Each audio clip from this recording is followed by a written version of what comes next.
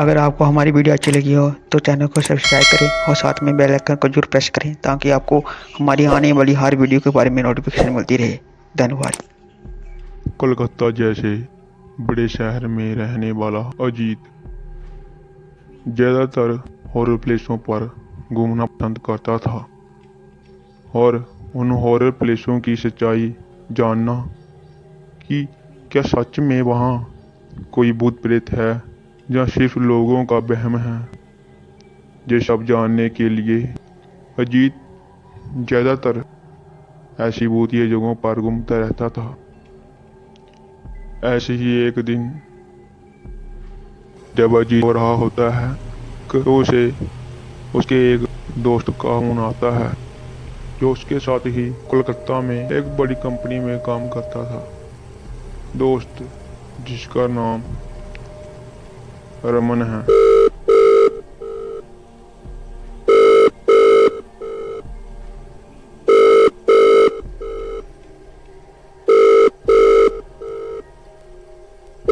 और भाई अजीत कैसे हो?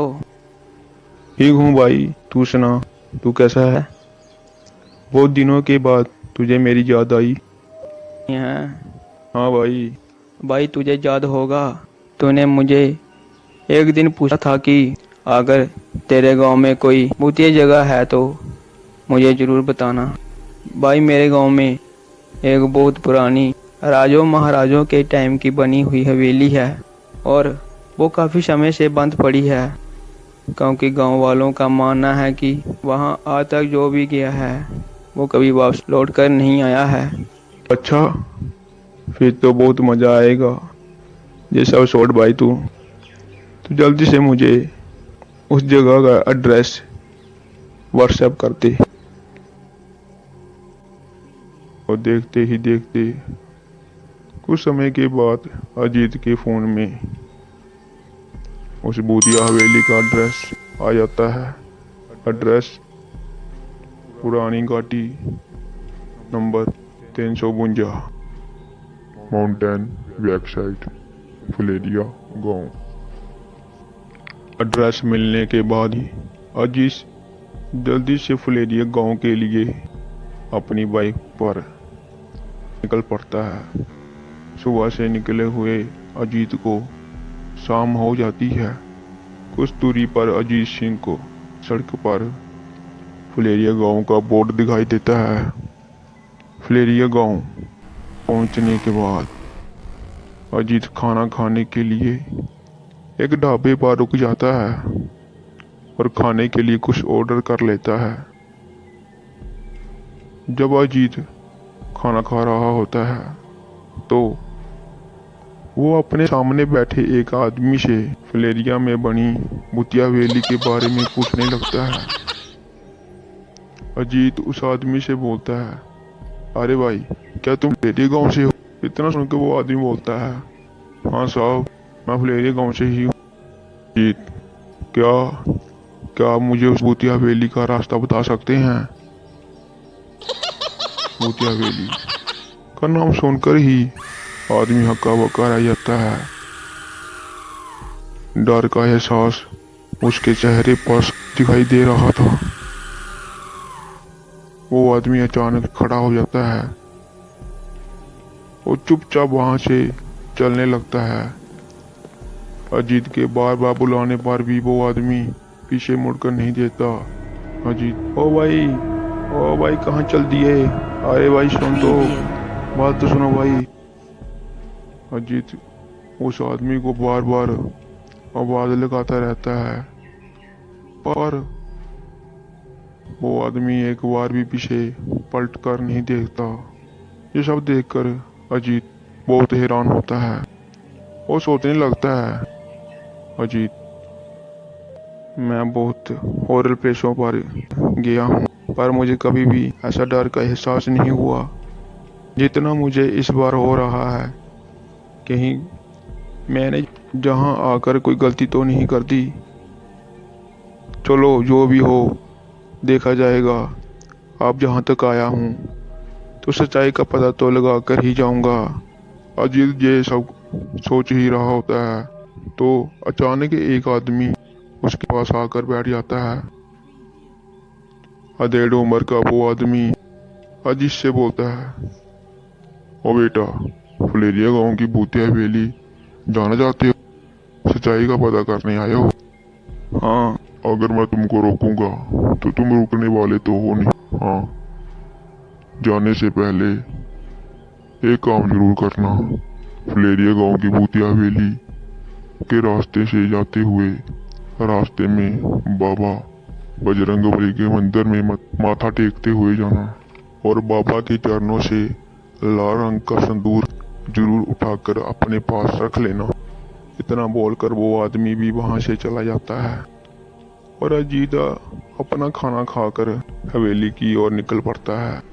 जैसे जैसे समय बीत रहा था तो गांव होने के कारण रास्ते भी सुनसान पड़ते जा रहे हैं। इक्का दुक्का गाड़ी आती जाती दिख रही थी। थोड़ा सा रास्ता तय करने के बाद अजीत को बाबा का मंदिर दिखाई देता है, जो बिल्कुल हवेली की ओर जाने वाली सड़क पर बना हुआ था।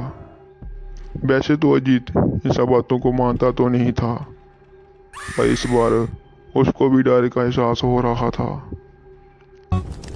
इसलिए उसने भी बाबा से प्रार्थना करते हुए उनके चरणों का संदूर उठाकर अपने पास रख लिया और उनसे आज्ञा लेते हुए हवेली की ओर निकल पड़ा।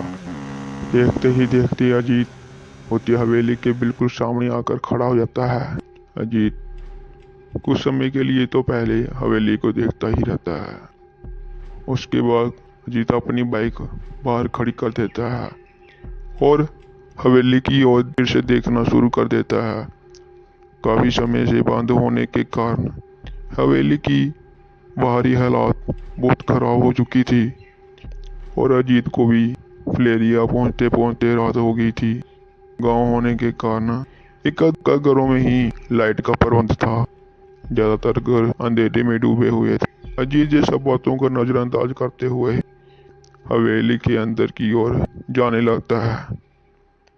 तो तभी एक आदमी हाथ में डंडा लिए और सिर पर काले रंग का परना बांधे, एक काली धोती बांधे हुए उसके सामने आकर खड़ा हो जाता है और बोलता है, कौन हो आप और किधर जा रहे हो? अजीत ने जवाब देने के बजाय उसके सामने ही सवाल कर दिया, जी आप कौन? मेरा नाम अर्जुन है और मैं यहीं पास में रहता हूँ। अजीत सिंह ने कहा, ओ अच्छा, मैंने सुना है कि यह एक भूतिया हवेली है, क्या ये सच बात है? जी हाँ, ये बिल्कुल सच बात है। आपने बिल्कुल सही सुना है और आप भी अंदर मत जाएं। मेरी माने तो आप भी वापस लौट जाएं। अंदर बहुत खतरा है। ये सुनकर अजीत सिंह खुश हो गया, जैसे मानो कि उसकी कोई लॉटरी लग गई हो। मुकेश अजीत की चेहरे पर खुशी को देखकर बोला, आप क्यों खुश हो रहे हो? आपको क्या भूतों से डर नहीं लगता? अजीत मुस्कुराते हुए बोलता है, शायद आपको पता नहीं होगा कि मैं भूत प्रेत में काफी दिलचस्पी रखता हूँ। अगर इस हवेली में भूत है तो मैं अंदर जरूर जाऊंगा और सारी सच्चाई का पता लगाकर ही वापस आऊंगा। इतना कहकर अजीत हवेली के अंदर चला जाता है। अंदर जाके ही अजीत पहले हवेली को चारों ओर से देखता है। हवेली के अंदर से हालात बहुत ज्यादा खराब हो चुकी थी। चारों ओर देखने के बाद अजीत हॉल में पड़े सोफे पर बैठ जाता है और वहां पर कुछ खाने पीने का सामान निकाल लेता है। वही अचानक उस रूम में लाइट का बल्ब ट्विंकलिंग करने लगता है, लेकिन अजीत ने उस बातों पर ध्यान नहीं दिया।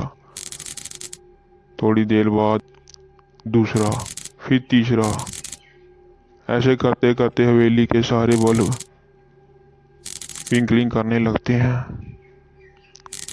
ये सब देखकर अजीत अपनी जगह से खड़ा हो जाता है और पूरी चेतना के साथ चारों ओर देखने लगता है।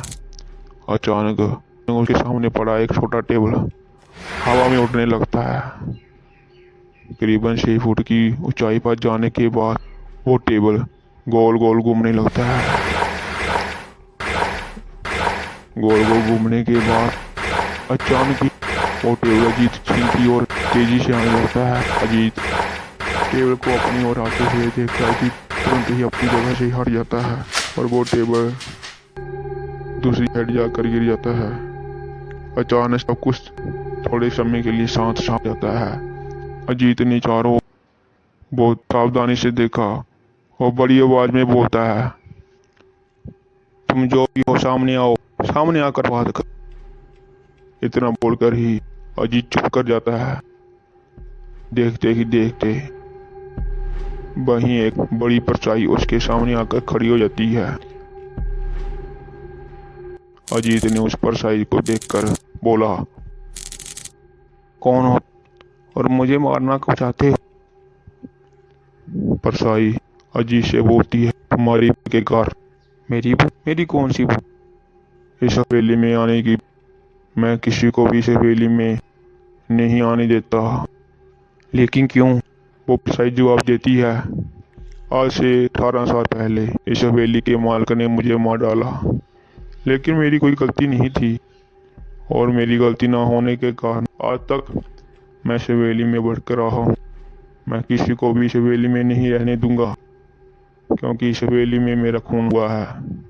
इस हवेली में जो भी रहने के लिए आएगा उसकी मौत निश्चित है।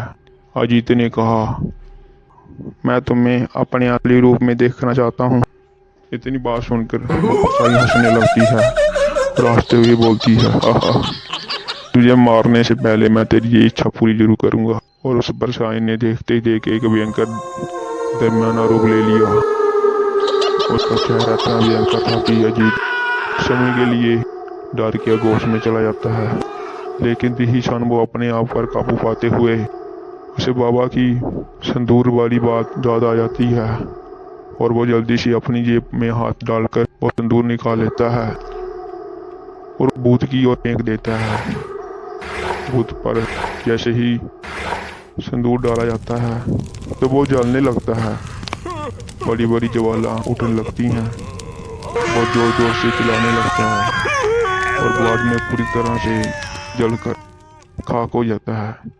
उसके बाद अजीत ने चैन से सांस लिया और वहीं पर बाबा बजरंगबली को याद करते जाते सो जाता है।